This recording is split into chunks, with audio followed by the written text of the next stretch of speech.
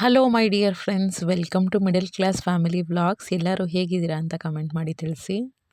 ಇವತ್ತು ಸೂಪರ್ ಆಗಿರುವಂಥ 4 ರೆಸಿಪಿ ಜೊತೆಗೆ ಒಂದು ಒಳ್ಳೆ ಟಾಪಿಕ್ ಬಗ್ಗೆ ಮಾತಾಡೋಣ.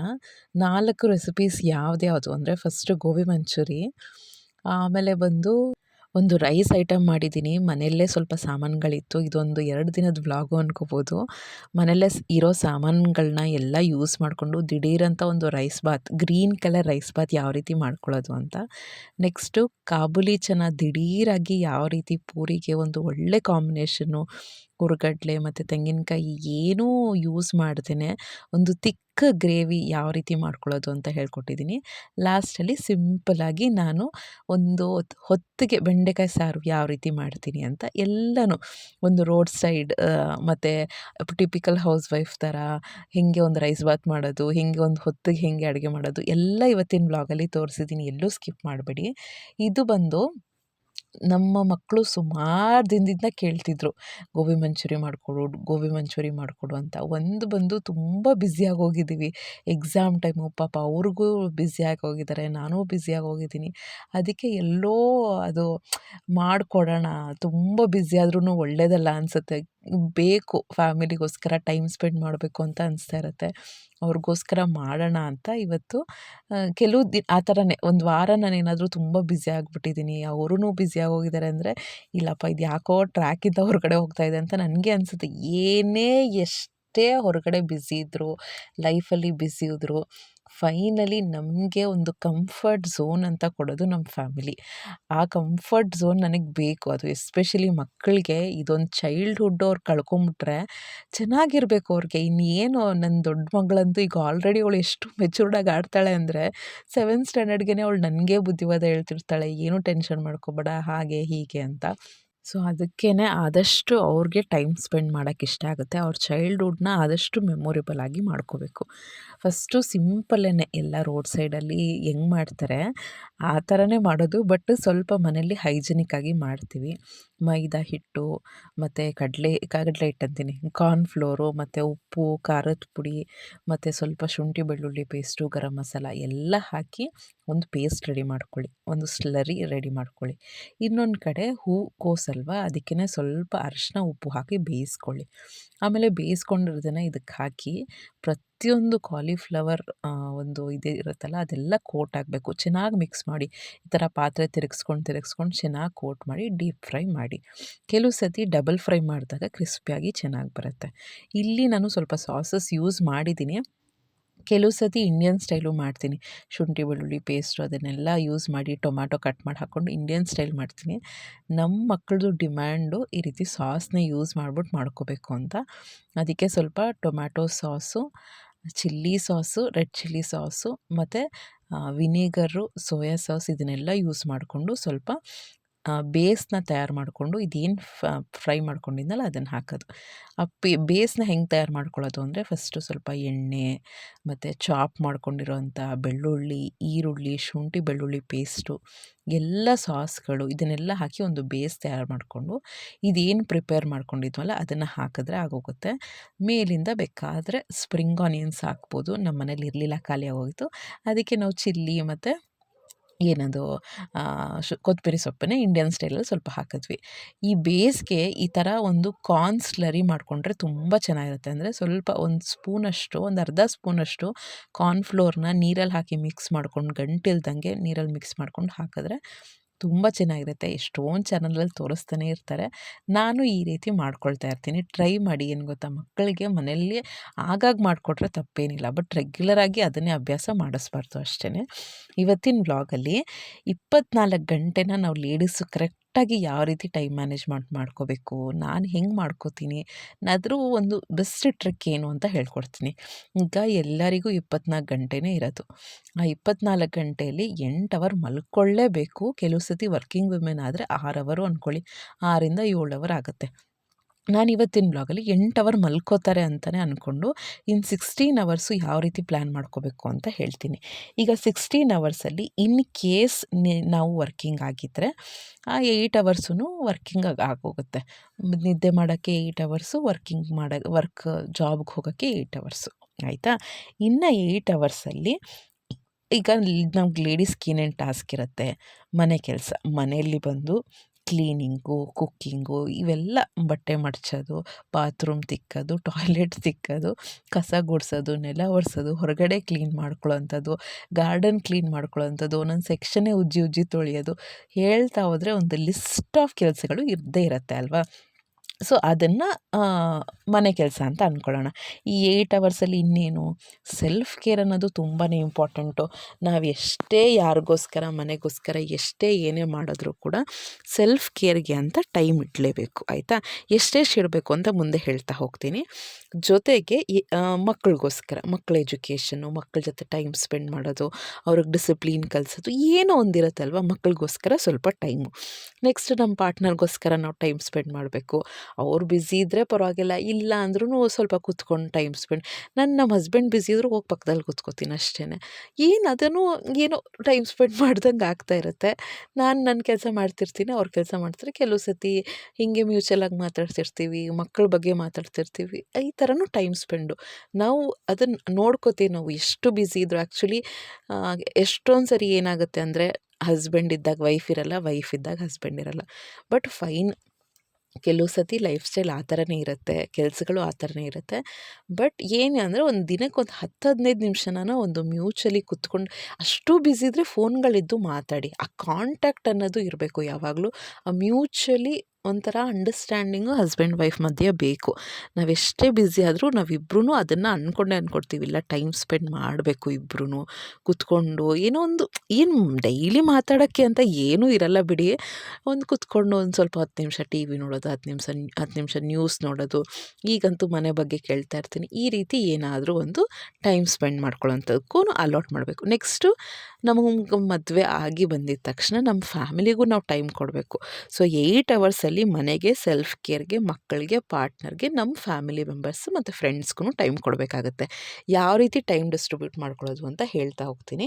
ಈಗ ಒಂದು ರೈಸ್ ರೆಸಿಪಿ ಹೇಳ್ಕೊಡ್ತೀನಿ. ಶುಂಠಿ, ಬೆಳ್ಳುಳ್ಳಿ, ಏಲಕ್ಕಿ, ಈರುಳ್ಳಿ ಮತ್ತು ಹಸಿಮೆಣಸಿನ್ಕಾಯಿ, ಕಾಯಿ, ಜೊತೆಗೆ ಕೊತ್ತಂಬರಿ, ಪುದೀನ, ಇದಿಷ್ಟನ್ನು ಗ್ರೀನ್ ಮಸಾಲೆ ರುಬ್ಕೊಂಡಿರ್ತೀನಿ. ಒಂದು 2 ಸ್ಪೂನ್ ತುಪ್ಪ, ಸ್ವಲ್ಪ ಎಣ್ಣೆ, ಒಂದು 20-30 ml ಅಷ್ಟು ಎಣ್ಣೆ, 1.5 ಪಾವಷ್ಟು ಮಾಡ್ತಾಯಿದ್ದೀನಿ. ಎಣ್ಣೆ ಹಾಕಿ, ಮತ್ತು ಟೊಮ್ಯಾಟೊ, ಬೀನ್ಸು, ಅಡುಗೆ ಅರಶಿನ, ಮತ್ತು ನೆನೆಸ್ಕೊಂಡಿರೋಂಥ ಬಟಾಣಿ, ಇದಿಷ್ಟನ್ನು ಹಾಕಿ ಚೆನ್ನಾಗಿ ಮಿಕ್ಸ್ ಮಾಡ್ಕೋಬೇಕಾಗುತ್ತೆ. ಉಪ್ಪನ್ನು ಹಾಕ್ತಾಯಿದ್ದೀನಿ. ದಿಢೀರಂತ ಈ ರೈಸ್ ಬಾತು ಯಾವಾಗ್ಲೂ ಏನಕ್ಕೆ ಚೆಂದ ಗೊತ್ತಾ, ರೈಸ್ ಕ್ವಾಂಟಿಟಿ ಕಡಿಮೆ ಹಾಕ್ಬಿಟ್ಟು ಒಳ್ಳೆ ತರಕಾರಿಗಳನ್ನ ಹಾಕಿದ್ರೆ ಇದು complete meal. Carbohydrates, proteins, vitamins, minerals ಎಲ್ಲ ಒಂದು ಮೀಲಲ್ಲಿ ಸಿಕ್ಬಿಡುತ್ತೆ. ಸೊ ರೈಸ್ ಐಟಮು ಅಂತ ಅನ್ಕೋತೀವಿ. ಇದನ್ನೇ ರೈಸ್ ಬದಲಿ ಕೆಲವು ಸತಿ ಮಿಲ್ಲೆಟ್ಸ್ ಹಾಕ್ಕೋತೀನಿ, ಕೆಲವು ಸತಿ ಬ್ರೌನ್ ರೈಸ್ ಹಾಕ್ಕೋತೀನಿ. ಸೊ ಈ ರೀತಿ ಒಂದು ಮಿಕ್ಸ್ ಮ್ಯಾಚ್ ಮಾಡಿಕೊಂಡು ನಾವು ಒಳ್ಳೆ ರೆಸಿಪೀಸ್, ಬ್ರೇಕ್ಫಾಸ್ಟ್ಗಂತೂ ಆರಾಮಾಗಿ ಎಷ್ಟೊಂದು ಆಪ್ಷನ್ಸ್ಗಳಿರ್ತವೆ. ಮಿಕ್ಸ್ ಮ್ಯಾಚ್ ಮಾಡ್ಕೊಂಡು ಏನಾದರೂ ಒಂದು ಮಾಡ್ತಾ ಇರ್ಬೋದು. ಜೊತೆಗೆ ಸ್ವಲ್ಪ ಮೆಂತ್ಯ ಸೊಪ್ಪು ಇತ್ತು, ಪುದೀನ ಸೊಪ್ಪು ಇತ್ತು. ಇಲ್ಲಿಗೂ ಹಾಕಿದ್ದೀನಿ ಮೆಂತ್ಯ ಸೊಪ್ಪು, ಪುದೀನ. ಮಿಕ್ಸಿಗೆ ಕೊತ್ತಂಬರಿ ಮತ್ತು ಪುದೀನನೂ ಹಾಕಿದ್ದೀನಿ. ಒಂದು ಗ್ರೀನ್ ಮಸಾಲೆ ಮಾಡ್ಕೋಬೇಕು. ನಮ್ಮ ಮನೇಲಿ ನಾನು ರೈಸ್ ಐಟಮ್ ಮಾಡೋದು ಜಾಸ್ತಿ. ನನ್ನ ಮಕ್ಳಿಗೆ ಕೇಳ್ತೀನಿ, ಯಾವ ಕಲರ್ ರೈಸ್ ಬಾತ್ ಬೇಕು ನಿಮಗೆ, ವೈಟಾ, ಯೆಲ್ಲೋನಾ, ಗ್ರೀನಾ, ರೆಡ್ಡಾ, ಈ ಥರ ಅವರು ಕಲರ್ಸ್ ಹೇಳ್ತಾರೆ. ಅವ್ರಿಗೊಂಥರ ಖುಷಿ. ಮಕ್ಕಳಂದ್ರೇ ಆ ಥರ ಇನ್ನೋಸೆನ್ಸ್. ಈವನ್ ನನ್ನ ದೊಡ್ಡ ಮಗಳು 7th ಸ್ಟ್ಯಾಂಡರ್ಡ್ ಆದರೂ ಕೂಡ ಅವಳು ಕ್ರೇಜ್ ಇರುತ್ತೆ. ಸೊ ಅವ್ರಿಗೆ ಯೆಲ್ಲೋ ಕಲರ್ ಬೇಕು ಅಂದರೆ ಅರಶಿನ ಹಾಕ್ತೀನಿ, ವೈಟ್ ಕಲರ್ ಬೇಕು ಅಂದರೆ ಹಾಕಲ್ಲ, ಗ್ರೀನ್ ಕಲರ್ ಬೇಕು ಅಂದರೆ ಮಿಕ್ಸಿಗೆ ಪುದೀನ ಸೊಪ್ಪು, ಕೆಲವು ಸತಿ ಪಾಲಕ್ನ ಬೇಯಿಸಿ ಹಾಕಿರ್ತೀನಿ, ಬ್ಲ್ಯಾಂಚಿಂಗ್ ಅಂತಾರಲ್ಲ, ಆ ರೀತಿ ಮಿಕ್ಸಿಗೆ ಪಾಲಕ್ನ ಹಾಕ್ತೀನಿ, ಕೊತ್ತಂಬರಿ ಹಾಕ್ತೀನಿ. ವೈಟ್ ಬೇಕು ಅಂದರೆ ಪ್ಯೂರ್ ವೈಟು, ರೆಡ್ ಬೇಕು ಅಂದರೆ ಸ್ವಲ್ಪ ಬ್ಯಾಡಗಿ ಮೆಣಸಿನ್ಕಾಯಿನ ಬಿಸಿನೀರಲ್ಲಿ ನೆನೆಸಿ ಹಾಕ್ತೀನಿ. ಅವ್ರಿಗೆ ಬೇಕಾಗಿರೋ ಕಲರ್ನ ಅವ್ರಿಗೂ ಮಾಡಿಕೊಟ್ಟಂಗಾಯಿತು. ಅವ್ರಿಗೆ ತರಕಾರಿನೂ ಸೇರುತ್ತೆ, ಸ್ವಲ್ಪ ರೈಸು, ಕಾರ್ಬೋಹೈಡ್ರೇಟ್ಸು ಸೇರುತ್ತೆ. ಆ ರೀತಿ ಆಗುತ್ತೆ. ಈಗ ಫಸ್ಟ್ ನಾನು 8+8 ಮುಗ್ದೋಯ್ತು. ಈಗ ಹೌಸ್ ವೈಫ್ಗೆ ಬೆನಿಫಿಟ್ ಏನು ಅಂತ ಗೊತ್ತಾ, ಜಾಬ್ ಮಾಡ್ತಿಲ್ಲ ಅಂದರೆ 8 ಅವರ್ಸ್ ನಿಮ್ಮಲ್ಲಿ ಎಕ್ಸ್ಟ್ರಾ ಇರುತ್ತೆ. ಸೊ ಅದನ್ನು ಯಾವ ರೀತಿ ಯುಟಿಲೈಸ್ ಮಾಡ್ಕೋತೀವಿ ಅದು ನಿಮಗೆ ಬಿಟ್ಟಿದ್ದು. 8 ಅವರ್ಸಲ್ಲಿ 6 ಅವರ್ಸ್ ನೀವು ಯೂಟ್ಯೂಬ್ ನೋಡಿಕೊಂಡು, ಶಾರ್ಟ್ಸ್ ನೋಡಿಕೊಂಡ್ರು, ಇನ್ಸ್ಟಾಗ್ರಾಮ್ ನೋಡ್ಕೊಂಡು ಕೂತ್ಕೊಂಡ್ರೆ ನೀವೇನು ಅಷ್ಟೊಂದು ಪ್ರೊಡಕ್ಟಿವ್ ಡೇ ಮಾಡ್ಕೊಳ್ಳೋಕ್ಕೆ ಸಾಧ್ಯ ಇಲ್ಲ. ಸೊ ನೀವು ಡಿಸೈಡ್ ಮಾಡಬೇಕು, ನನಗೇನು ಹಾಬಿ ಇದೆ, ನನಗೇನು ಇಷ್ಟ ಆಗುತ್ತೆ, ನನಗೇನು ಖುಷಿ ಸಿಗುತ್ತೆ. ಸೊ ಆ ರೀತಿ ಡಿಸೈಡ್ ಮಾಡ್ಕೊಂಡು ಹೋಗಬೇಕು. ಈಗ 8 ಅವರು ಕೆಲಸದ ಬಗ್ಗೆ ಬರೋಣ. ನನ್ನ ಪ್ರಕಾರ ಈಗ ಮನೆ ಅಂತ ತೊಗೊಂಡಾಗ ಕುಕ್ಕಿಂಗಿಗೆ ಒಂದು 2-3 ಗಂಟೆ ಟೈಮ್ ಬೇಕಾಗುತ್ತೆ. ಸೊ ಬರೀ ಕುಕ್ಕಿಂಗಿಗೆ, ನಾನು ಕ್ಲೀನಿಂಗ್ ಏನೂ ಹೇಳ್ತಿಲ್ಲ. ಐಟಮ್ಸ್ ಮೇಲೆ ಡಿಪೆಂಡ್ ಆಗುತ್ತೆ ಅಲ್ವಾ ಫ್ರೆಂಡ್ಸ್. ಕೆಲವು ಸತಿ ಚಪಾತಿ ಮಾಡಬೇಕು, ಅದಕ್ಕೆ ಸೈಡ್ಸ್ ಮಾಡಬೇಕು, ಅನ್ನ ಸಾರು ಅದಕ್ಕೇನೋ ಸೈಡ್ಸು, ಒಂದು 2 ಅವರು ಅಂತ ಅಂದ್ಕೊಳ್ಳಿ. ನಾನಂತೂ ಒಂದು ಕಾಲು ಗಂಟೆಲಿ ಮುಗಿಸ್ಬಿಡ್ತೀನಿ. ಯಾಕೆಂದರೆ ನನ್ನ ರೆಸಿಪೀಸ್ ಹಾಗೇ ಇರುತ್ತೆ. ಎಲ್ಲ ಹಿಂದಿನ ದಿನ ರೆಡಿ ಮಾಡ್ಕೊಂಡಿರ್ತೀನಿ. ಕೆಲವು ಸತಿ ರೆಡಿ ಆಗಿಲ್ಲ ಅಂದರೆ ನಂದು 2 ಗಂಟೆ ಟೈಮ್ ಆಗಿಬಿಡುತ್ತೆ. ಸೊ ನಾನು ಅದಕ್ಕೆ 2 ಗಂಟೆ ಅಂದ್ಕೊಂಡೇ ಹೋಗ್ತೀನಿ. 1 ಅವರು ಕ್ಲೀನಿಂಗ್ ಟೈಮು, ಕಿಚನ್ ಕ್ಲೀನಿಂಗು. ಅದು ಕ್ಲೀನಿಂಗ್ ಅಷ್ಟೇ, ಇನ್ನು ಪಾತ್ರೆ ತೊಳೆಯೋದು ಅದೆಲ್ಲ ಏನಿಲ್ಲ. ಸೊ 2 ಅವರು ಪ್ಲಸ್ 1 ಅವರು, ಜಸ್ಟ್ 3 ಅವರು. ನೀವು 8 ಅವರ್ಸಲ್ಲಿ 3 ಅವರ್ಸ್ ಬರೀ ಕಿಚನಲ್ಲಿ ಸಾಮ್ರಾಜ್ಯದಲ್ಲೇ ಮಾಡ್ತಾಯಿರ್ತೀರ. ಇನ್ನು 3:30 4 ಗಂಟೆನೂ ಆಗೋಗುತ್ತೆ ಕೆಲವು ಸತಿ. ಕೆಲವ್ರ ಮನೆಗಳಲ್ಲಿ 3 ಹೊತ್ತು ಬೇಯಿಸ್ಬೇಕಾಗತ್ತೆ. ಸೊ ಆ ರೀತಿ ಡಿಪೆಂಡ್ ಆಗುತ್ತೆ, ಮನೆಯಿಂದನೂ ಸಿಚುವೇಷನಿಂದನೂ ಡಿಪೆಂಡ್ ಆಗುತ್ತೆ, ವೇರಿಯೇಷನ್ ಆಗ್ತಾ ಇರುತ್ತೆ. ನಾನು ಜನ್ರಲಾಗಿ ಈ ಥರ ಆಗುತ್ತೆ ಅಂತ ಹೇಳ್ತಾ ಇದ್ದೀನಿ. ಸೊ ಇರಲಿ ಒಂದು 4 ಅವರೇ ಕಿಚನಲ್ಲಿ ಅಂತ ಅಂದ್ಕೊಳ್ಳೋಣ. ಇನ್ನು 4 ಅವರಲ್ಲಿ ಏನು ಅಂದರೆ 1 ಅವರು ಸೆಲ್ಫ್ ಕೇರ್ಗೆ ಇಡಲೇಬೇಕು. ಸೆಲ್ಫ್ ಕೇರ್ ಅಂದ್ರೇನು? ವಾಕಿಂಗು, ಒಳ್ಳೆ ಫುಡ್ ತಿನ್ಕೊಳ್ಳೋವಂಥದ್ದು, ಮೆಡಿಟೇಷನ್ನು, ಯೋಗ, ಒಳ್ಳೆ ಆಲೋಚನೆ, ಕುತ್ಕೊಂಡು ನಮ್ಮ ಲೈಫ್ ಹೆಂಗೆ ಹೋಗ್ತಾ ಇದೆ, ನನ್ನ ವೀಕ್ನೆಸ್ ಏನು, ನಾನು ಏನು ತಿದ್ಕೋಬೇಕು, ಮನೇಲಿ ಎಲ್ಲ ಸರಿಯಾಗಿದೆಯಾ, ನನ್ನ ಮಕ್ಕಳು ಚೆನ್ನಾಗಿ ಬೆಳೀತಾ ಇದ್ದಾರಾ, ನಮ್ಮ ಹಸ್ಬೆಂಡ್ ಜೊತೆ ನಾನು ಚೆನ್ನಾಗಿದ್ದೀನಾ, ನಮ್ಮ ರಿಲೇಷನ್ಶಿಪ್ ಎಲ್ಲ ಚೆನ್ನಾಗಿದೆಯಾ, ನಮ್ಮ ಅತ್ತೆ ಜೊತೆ ನಾನು ಚೆನ್ನಾಗಿದ್ದೀನಾ, ಮಾವನ ಜೊತೆ ಚೆನ್ನಾಗಿದ್ದೀನಾ, ನಮ್ಮ ಅಪ್ಪ ಅಮ್ಮನಿಗೆ ನಾನು ಟೈಮ್ ಕೊಡ್ತಾ ಇದ್ದೀನಾ. ಯೋಚನೆ ಮಾಡಿದ್ರೆ 108 ಆಲೋಚನೆಗಳು ಬರುತ್ತೆ. ನಾವು ಯೋಚನೆ ಮಾಡೋದ್ರಿಂದ ನಾವು ತಿದ್ಕೋತೀವಿ. ಏನೋ ಬೇಡದೇ ಇರೋದೆಲ್ಲ ಯೋಚನೆ ಮಾಡಿಕೊಂಡು, ಓವರ್ ಥಿಂಕ್ ಮಾಡಿಕೊಂಡು, ನೆಗೆಟಿವ್ ಆಗಿ ಥಿಂಕ್ ಮಾಡಿಕೊಂಡು ಲೈಫ್ನ ತುಂಬ ಕಾಂಪ್ಲಿಕೇಟ್ ಮಾಡ್ಕೊಳ್ಳೋ ಬದಲು ನಮ್ಮದ್ರಲ್ಲಿ ಏನು ನ್ಯೂನತೆ ಇದೆ, ಲೋಪಗಳಿದೆ, ಅದನ್ನು ತಿದ್ಕೊಂಡು ಎಲ್ಲರೂ ನಮ್ಮ ಲೈಫಲ್ಲಿ ಏನು ಅಂದರೆ ಬರೀ ಬೇರೆಯವ್ರ ಬಗ್ಗೆ ಬ್ಲೇಮ್ ಮಾಡೋದಾಯ್ತು. ಅವ್ರು ಸರಿ ಇಲ್ಲ, ಅವ್ರು ನನ್ನನ್ನು ನೋಡ್ತಾ ಇಲ್ಲ, ಅವರು ನೆಟ್ಟಿಗಿಲ್ಲ ಅಂತ ಹೇಳೋದ್ಬಿಟ್ಟು ನಾನು ಸರಿ ಇದ್ದೀನಾ ಫಸ್ಟು ಕ್ವೆಶ್ಚನ್ ಮಾಡ್ಕೊಳ್ಳಿ. ನಮ್ಮದ್ರಲ್ಲಿ ಏನೋ ಒಂದು ಇರುತ್ತಲ್ವ, ನಾವೇನೋ ಅವರಿಂದ ಎಕ್ಸ್ಪೆಕ್ಟ್ ಮಾಡ್ತಿದ್ದೀವಿ ಅಂದರೆ ನಮ್ಮ ತಪ್ಪಲ್ವ ಅದು. ಸೊ ನಾವು ಅದನ್ನು ಸರಿ ಮಾಡಿಕೊಂಡ್ರೆ ನಾವು ತುಂಬ ಖುಷಿಯಾಗಿರ್ತೀವಿ ಆ್ಯಕ್ಚುಲಿ. ಸೊ ಆ ರೀತಿ 1 ಅವರ್ ಸೆಲ್ಫ್ ಕೇರ್ಗೆ ತೊಗೊಂಬಿಡಿ. ಅರ್ಧ ಗಂಟೆ ಮಿನಿಮಮ್ ಅಂತೂ ವಾಕಿಂಗ್ ಮಾಡಿ ಅಪ್ಪ. ತಲೆಗೆ ಎಣ್ಣೆ ಇರ್ಬೋದು, ಇವೆಲ್ಲ ಸೆಲ್ಫ್ ಕೇರೆ. ಇದು ಕೆಲವು ಸತಿ 1.5 ಗಂಟೆ ಆಗುತ್ತೆ, 2 ಗಂಟೆ ಟೈಮ್ ಆಗುತ್ತೆ. ನಾನು 1 ಗಂಟೆ ಅಂತ ಇಟ್ಟಿದ್ದೀನಿ, ಆಯಿತಾ. ಇಲ್ಲಿ ಬಂದು ಒಂದು ಕಾಬೂಲಿ ಚೆನ್ನ ರೆಸಿಪಿ ಹೇಳ್ಕೊಡ್ತೀನಿ. ಶುಂಠಿ, ಬೆಳ್ಳುಳ್ಳಿ, ಹಸಿಮೆಣಸಿನ್ಕಾಯಿ, ಈರುಳ್ಳಿ, ಟೊಮ್ಯಾಟೊ, ಚಕ್ಕೆ, ಲವಂಗ ಮತ್ತು ಏನದು ಬ್ಯಾಡಗಿ ಮೆಣಸಿನ್ಕಾಯಿ, ನೆನೆಸಿರೋಂಥ ಬ್ಯಾಡಗಿ ಮೆಣಸಿನ್ಕಾಯಿ ರುಬ್ಕೊಂಡಿದ್ದೀನಿ. ಇಲ್ಲಿ ಬರೀ ತೋರಿಸ್ತಾ ಇದ್ದೀನಿ ಒಣಗಿರೋದು. ಅದನ್ನು ಬಿಸಿನೀರಲ್ಲಿ ನೆನೆಸಿ, ಇಲ್ಲಾಂದರೆ ಮಿಕ್ಸಿ ಆಡಿಸಿದ್ರೆ ತರಿ ಹಾಗೇ ಇರುತ್ತೆ. ಚಕ್ಕೆ ಲವಂಗ ಹಾಕ್ಕೋಬೋದು, ಇಲ್ಲ ಅಂದರೆ ನಾನು ಮುಂದೆ ಗರಂ ಮಸಾಲನೂ ಯೂಸ್ ಮಾಡ್ಕೊಂಡಿರ್ತೀನಿ. ನೀವು ಬೇಕಾದ್ರೆ ಚಕ್ಕೆ ಲವಂಗನೂ ಹಾಕ್ಕೋಬೋದು. ಸಿಂಪಲ್ಲು. ಫಸ್ಟು ಕಾಬೂಲಿ ಕಡಲೆನ ನೆನೆಸಿ ರಾತ್ರಿ 8 ಅವರ್ಸ್ ನೆನೆಸಿ ಅದನ್ನು ಉಪ್ಪಲ್ಲಿ ಹಾಕಿ ಬೇಯಿಸಿ, ಆಯಿತಾ. ಒಂದು 3 ವಿಸಿಲ್ ಕೂಗಿಸ್ಬೇಕು, ಸಾಫ್ಟ್ ಆಗಬೇಕು. ಈ ಪೇಸ್ಟ್ ಮಾಡ್ಕೊಳ್ಳಿ, ನಾನು ಏನೇನು ಪೇಸ್ಟ್ ತೋರಿಸಿದ್ನಲ್ಲ ಇದನ್ನೆಲ್ಲ ಪೇಸ್ಟ್ ಮಾಡಿಕೊಂಡು ಒಂದು ಕುಕ್ಕರ್ ಇಟ್ಟು ಎಣ್ಣೆ ಹಾಕಿ, ಸ್ವಲ್ಪ ಬೆಣ್ಣೆ ಹಾಕಿದ್ರೆ ಚೆನ್ನಾಗಿರುತ್ತೆ ಟೇಸ್ಟು. ಆಮೇಲೆ ಇದೇನಿದೆ ಕಾಬೂಲಿ ಕಡಲೆನ ಹಾಕಿ ರುಬ್ಕೊಂಡಿರೋಂಥ ಮಸಾಲೆನ ಹಾಕಿ, ಉಪ್ಪು ಎಲ್ಲ ಹಾಕ್ಕೊಳ್ಳಿ. ಆಮೇಲೆ ಸ್ವಲ್ಪ ಟೊಮ್ಯಾಟೊ ಕೆಚಪ್ಪು, ಈಗ ಇದು ಗೋಬಿ ಮಂಚೂರಿ ಮಾಡೋಕ್ಕೆ ತಂದ್ಕೊಂಡಿದ್ವಲ್ಲ ಅದನ್ನು ಹಾಕಿದೆ. ಎಲ್ಲೋ ನೋಡಿದ್ದೆ ಟೊಮ್ಯಾಟೊ ಕೆಚಪ್ಪು, ಉಪ್ಪು, ಹುಳಿ, ಖಾರ ಎಲ್ಲ ಸ್ವಲ್ಪ ಸಿಹಿ ಆಗಿರುತ್ತಲ್ಲ, ಎಲ್ಲ ಬ್ಯಾಲೆನ್ಸ್ ಆಗುತ್ತೆ.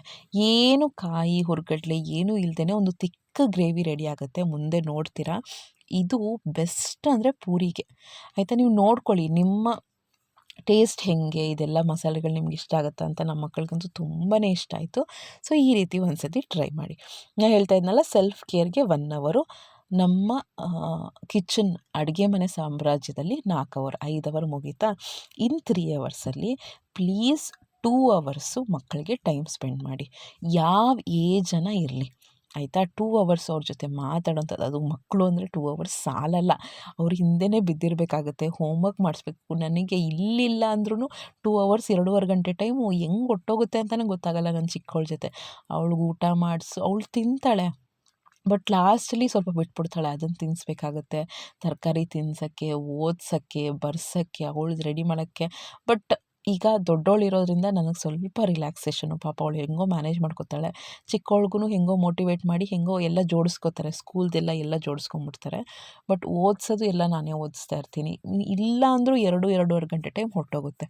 ಬಟ್ ನಾನು 2 ಗಂಟೆ ಅಂತ ಇಟ್ಕೊಡ್ತೀನಿ ಮಕ್ಕಳಿಗೆ ಓದ್ಸೋಕ್ಕಿರ್ಬೋದು. ಸೊ ಈ ರೀತಿ ನಾವು ಟೈಮ್ ಸ್ಪೆಂಡ್ ಮಾಡಬೇಕು. ಏನಿಲ್ಲ ಅಂದ್ರೂ ಎಂಥ ಏಜ್, ಈಗ ನೋಡಿ ಒಂದು 17-18 ಇಯರ್ಸ್ ಆಗಿದ್ದಾರೆ, ಇನ್ನೂ ದೊಡ್ಡವರು ಅಂದರೆ ಅಟ್ಲೀಸ್ಟ್ 1 ಅವರನ್ನು ಅವ್ರ ಜೊತೆ ಟೈಮ್ ಸ್ಪೆಂಡ್ ಮಾಡಿ. ಹೆಂಗಾಗ್ತಿದೆ ಅವ್ರ ಲೈಫು, ಡಿಸ್ಟೆನ್ಸ್ ಬರಲ್ಲ ಆ್ಯಕ್ಚುಲಿ. ಇನ್ನು ಬೆಳೀತಾ ಬೆಳೀತಾ ನಾವು ಫ್ರೆಂಡ್ಲಿಯಾಗಿ ಅವ್ರ ಜೊತೆ ಕಾಂಟ್ಯಾಕ್ಟ್ ಇಟ್ಕೊಂಡ್ರೆ ತುಂಬ ಚೆನ್ನಾಗಿರುತ್ತೆ ಬಾಂಡಿಂಗು.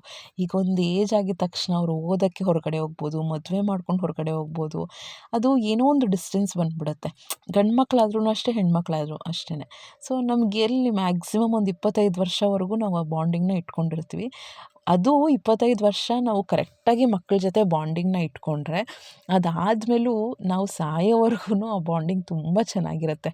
ಸೊ ಫೈನಲಿ ನಮ್ಮ ಉದ್ದೇಶ ನಮ್ಮ ಲೈಫಲ್ಲಿ ಇಷ್ಟು ತಂದೆ ತಾಯಿ ಕಷ್ಟಪಡೋದು ಅಂದರೆ ನಮ್ಮ ಮಕ್ಕಳು ಚೆನ್ನಾಗಿರಬೇಕು, ನಮ್ಮ ಮಕ್ಳಿಗೊಂದು ಭವಿಷ್ಯ ಚೆನ್ನಾಗಿ ಕೊಡಬೇಕು, ಅವ್ರು ಚೆನ್ನಾಗಿ ಓದಬೇಕು, ಅವ್ರಿಗೊಂದು ಏನೋ ಸೇವ್ ಮಾಡಬೇಕು ಲೈಫಲ್ಲಿ, ಒಂದು ಆಸ್ತಿ ಪಾಸ್ತಿ ಮಾಡಿರಬೇಕು, ಒಂದು ಸೆಕ್ಯೂರ್ಡ್ ಲೈಫ್ನ ಕೊಟ್ಟಿರಬೇಕು. ಇದೇ ತಾನೇ ಉದ್ದೇಶ. ಫೈನಲಿ ನಮ್ಮದು ಉದ್ದೇಶ ಇದೇನೆ. ನಾವು ಏನೋ ಸ್ವಲ್ಪ ಸ್ವಲ್ಪ ಎಂಜಾಯ್ ಮಾಡ್ತೀವಿ, ಇಲ್ಲ ಅಂತಲ್ಲ.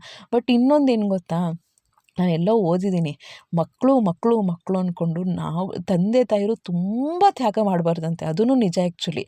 ಏನೊಂದು 80-90% ಅವ್ರಿಗೆ ಮಾಡಿದ್ರು ಕೂಡ 10% ಈ ಥರ ಥರ ದುಡಿತಾ ಇರ್ತೀವಿ ನಾವು. ನಿಜವಾಗ್ಲೂ ತಂದೆ ತಾಯಿರು ಇಬ್ಬರು ಎಷ್ಟು ಕಷ್ಟಪಟ್ಟು ದುಡಿದು ಎಲ್ಲ ಜೋಡಿಸಿರ್ತೀವಿ, ಅದನ್ನು ನಾವುಗಳೂ ಎಂಜಾಯ್ ಮಾಡಬೇಕಂತ. ಏನು ನಮ್ಮ ಆತ್ಮ ತೃಪ್ತಿ ಆಗೋದು ಬೇಡವಾ? ಅದು ಸ್ವಾರ್ಥ ಅಲ್ಲ ಆ್ಯಕ್ಚುಲಿ, ಆಯಿತಾ? ನಮ್ಮ ಆತ್ಮಕ್ಕೂ ಒಂದು ಶಾಂತಿ ಅಂತ ಸಿಗಬೇಕು, ನಾವು ಖುಷಿ ಪಡಬೇಕು.